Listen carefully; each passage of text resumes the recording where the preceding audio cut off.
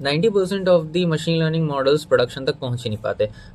And it is not because कि machine learning model ख़राब है। मशीन लर्निंग मॉडल तो ठीक है, दिक्कत कहाँ पे आती है? दिक्कत स्टार्ट होती है ट्रेनिंग से, डेटा से, ठीक है। जब आप ट्रेन कर रहे होते हैं तब तो ट्रेनिंग डेटा आता है clean CSV, perfect CSV, no missing values, no bias, unbalanced data, ठीक है। लेकिन जब प्रोडक्शन डेटा मिलता है, जब रियल वर्ल्ड डेटा आता है, तो फिर वो होता है messy, inconsistent, biased, missing values, ठीक है। फिर हो जाता है मॉडल कन्फ्यूज।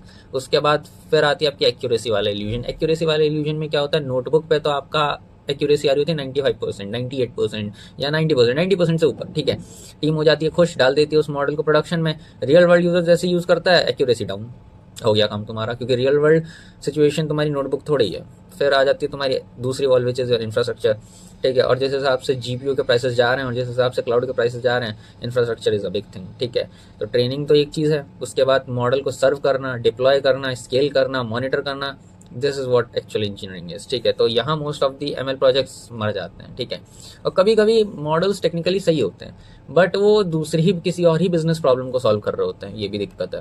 उसके बाद प्रोडक्शन ML का मतलब देखो भाई, कोई भी आप AI रिलेटेड प्रोजेक्ट डिप्लॉय कर रहे हो, AI कम्स अंडर, AI का मतलब machine learning, deep learning, generative है, एवरी, ठीक है। तो कोई भी आप मशीन लर्निंग या AI रिलेटेड प्रोजेक्ट डिप्लॉय कर रहे हैं, उसका मतलब सिर्फ मॉडल नहीं होता, उसका मतलब डेटा, इंफ्रास्ट्रक्चर, मॉनिटरिंग एंड थोड़ा सा पेशेंस, ठीक है। मॉडल तो सिर्फ 20% होता है।